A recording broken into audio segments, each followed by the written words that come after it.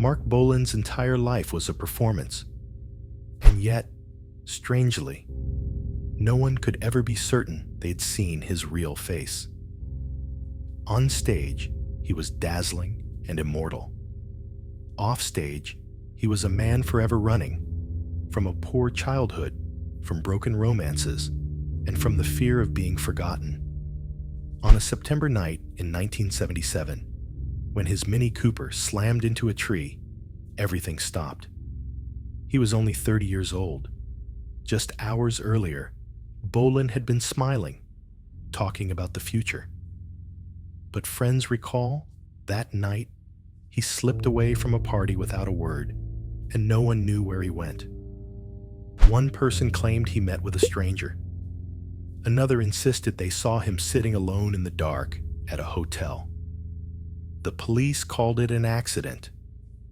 But with the contradictions in those accounts, and the things he had with him that night, one can't help but wonder, was there something else that led Marc Bolan to take that final ride? Chapter 1: The Stage Legend and the Abandoned Childhood. Marc Bolan's entire life was a performance, and yet, strangely, no one could ever be certain they had seen his real face. Even as a boy named Mark Feld, growing up in Hackney, his older brother Harry noticed it. Mark was always playing a character. Never just himself, Harry said. The family lived in a crowded working-class neighborhood. His mother sold goods at the Barrack Street Market. His father drove a truck. Some months, they scraped together every penny just to pay the bills. Their small house was filled with the noise of traffic outside, but inside, Mark escaped into his imagination.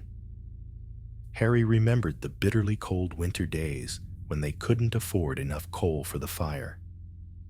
Mark would curl up under a blanket, inventing games, playing Mighty Joe Young or Superman. Those characters weren't just for fun. They were a shield, covering up the hardship and the sadness he never spoke aloud. At 9, his mother saved enough to buy him his first guitar. With no formal lessons, Mark taught himself by copying Eddie Cochran, Little Richard, and Elvis Presley. He wasn't just learning the music. He was studying how they stood, how they held the guitar, how they commanded every eye in the room. When the family moved to Wimbledon, Mark's transformation sped up. Longer hair, mod-style clothes. But rebellion didn't sit well at school. At 15, he was expelled. No one knew the exact reason. The next day, he simply stopped showing up.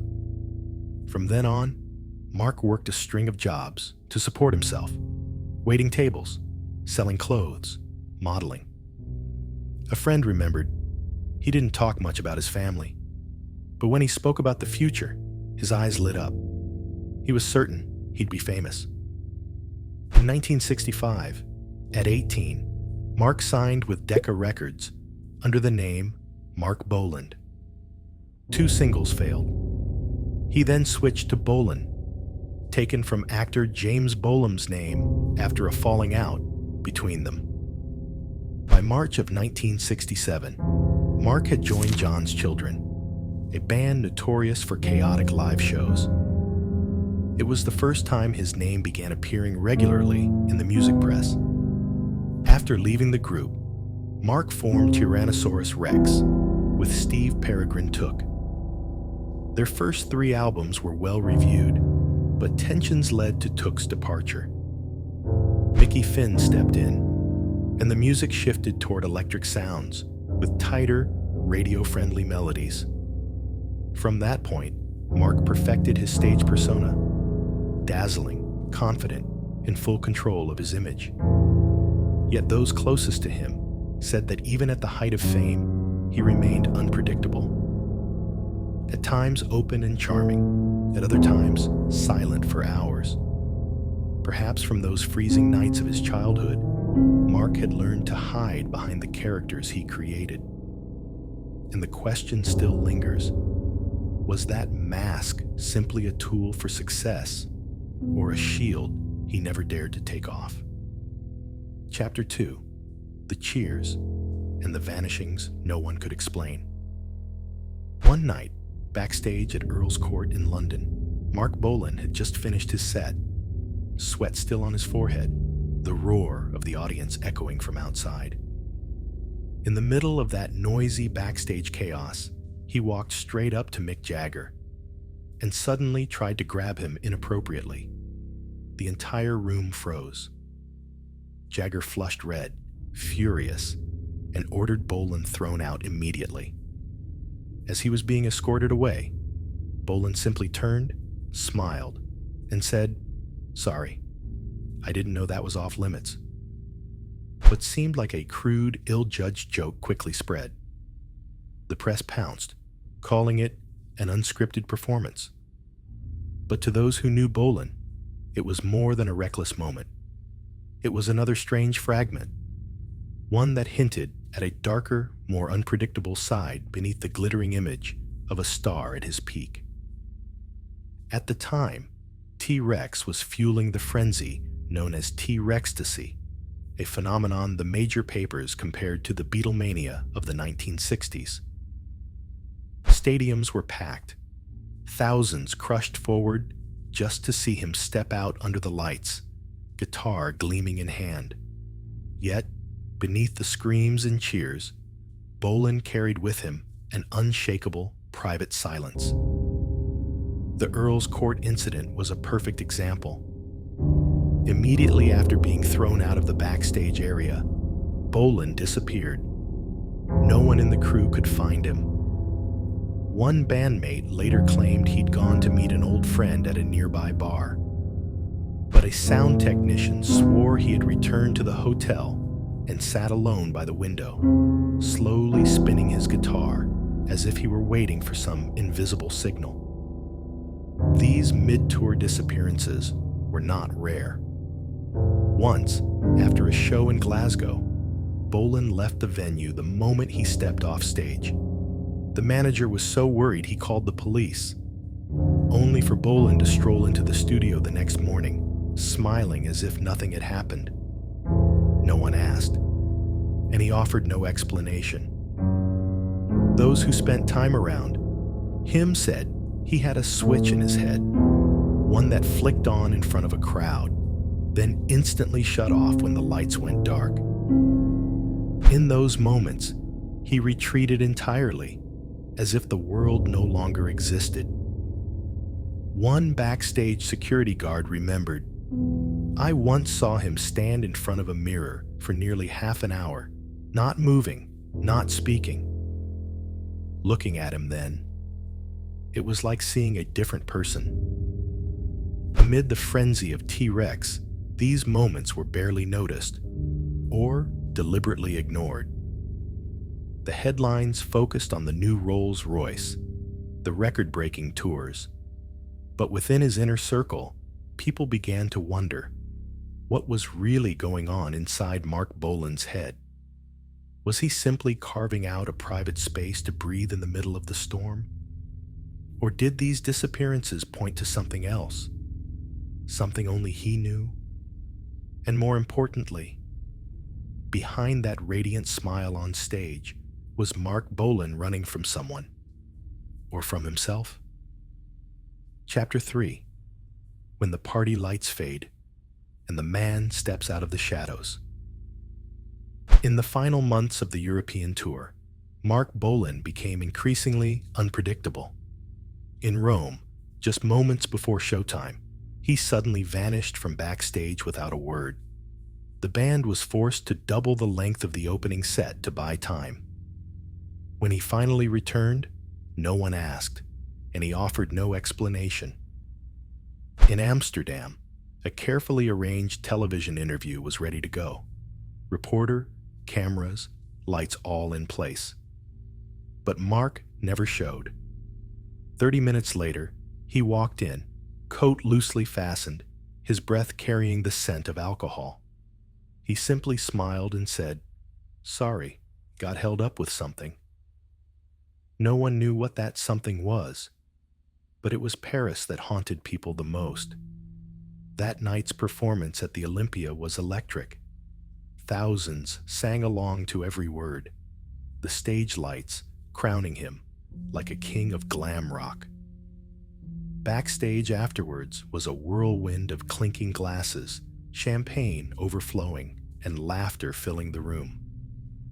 In the middle of it all, Mark quietly rose from his seat and slipped away without anyone noticing.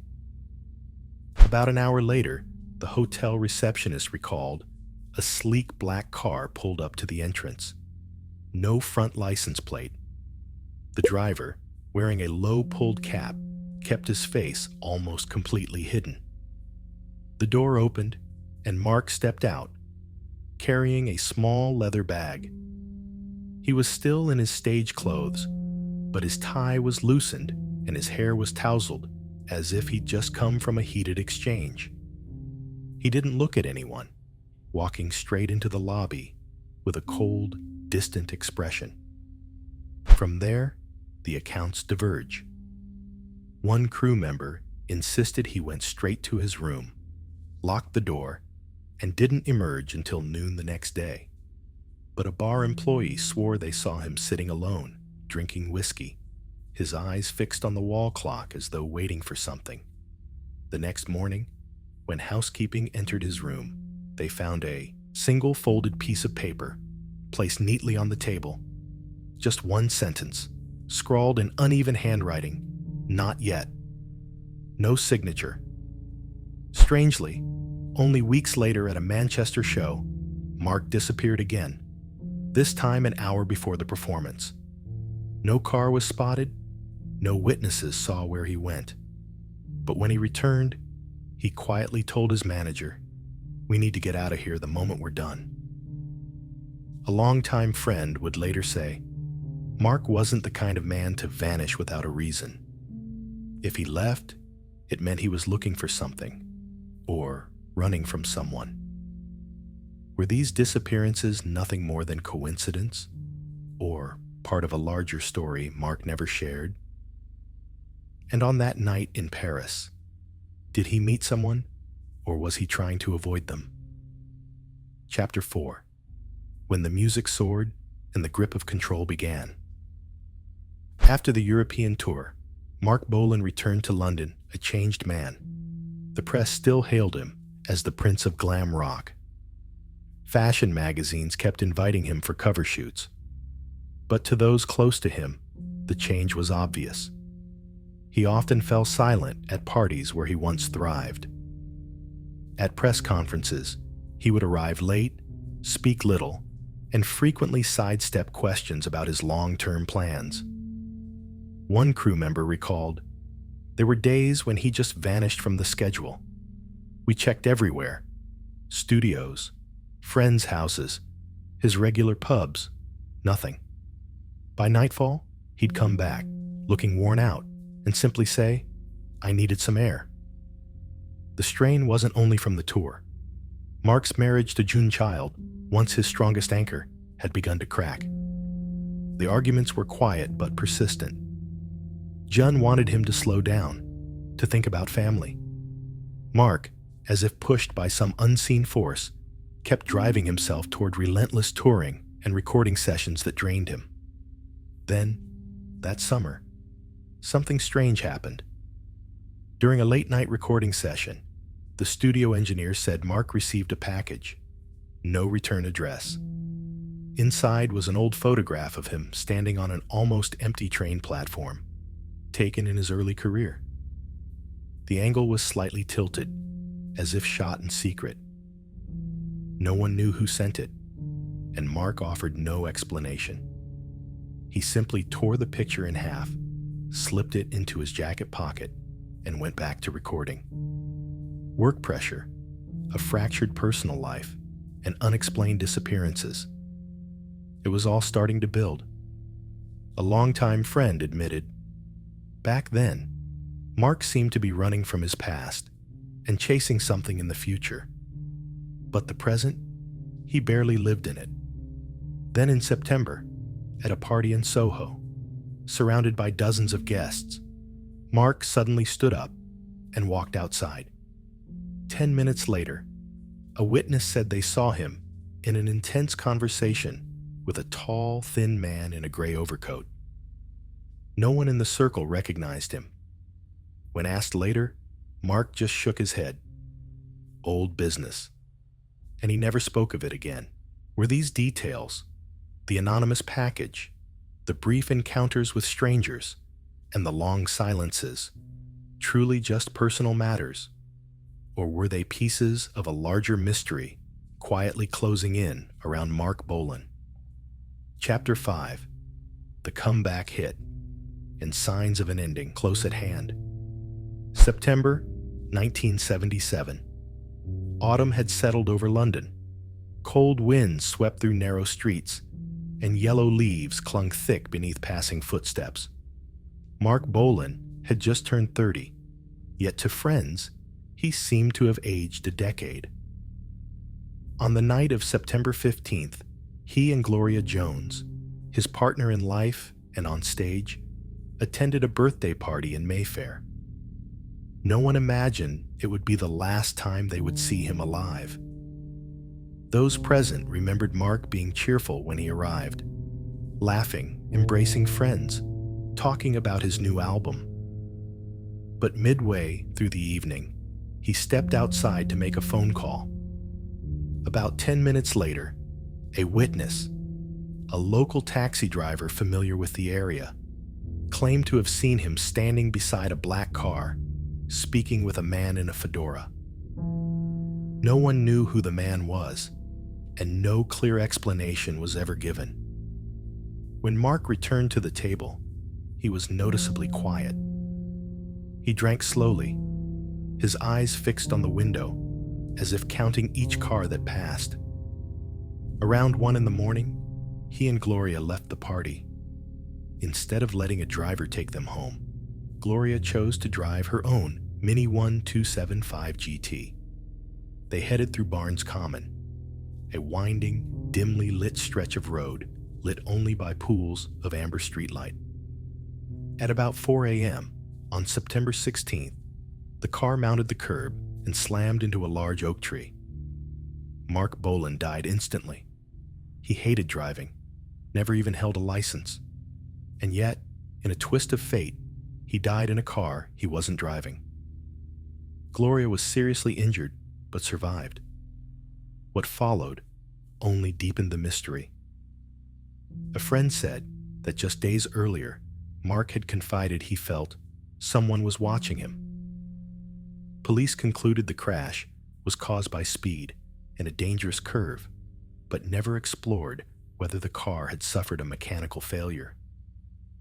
One witness near the scene insisted they heard the sound of metal grinding just before the vehicle lost control, a detail absent from the official reports.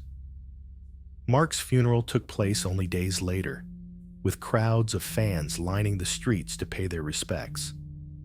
On his grave, someone left a photograph of him as a young man, standing on an empty train platform, identical to the one in the mysterious package he had once received. No one ever claimed responsibility for placing it there. Was Marc Bolan's death merely a cruel accident of fate? Or was it the final chapter in a chain of events and people that have never come to light? Chapter 6. The Night at Barnes Common, and the question no one has answered. That morning, London lay under a heavy blanket of fog. News of Marc Bolan's fatal crash dominated the headlines. In Camden, record shop owners set up speakers outside, playing TRex hits on repeat. Across the Atlantic, American radio stations spun Ride a White Swan as a final farewell. But alongside the tributes came questions no one could answer. From her hospital bed, Gloria Jones recalled that the car suddenly jerked hard to the right, even though she was holding the wheel steady. Police, however, insisted it was nothing more than a sharp bend taken at high speed. A member of the road crew claimed that earlier that night, Mark had planned to stay longer at the party until he received a phone call that made him change his mind instantly. No one ever discovered who was on the other end of that call.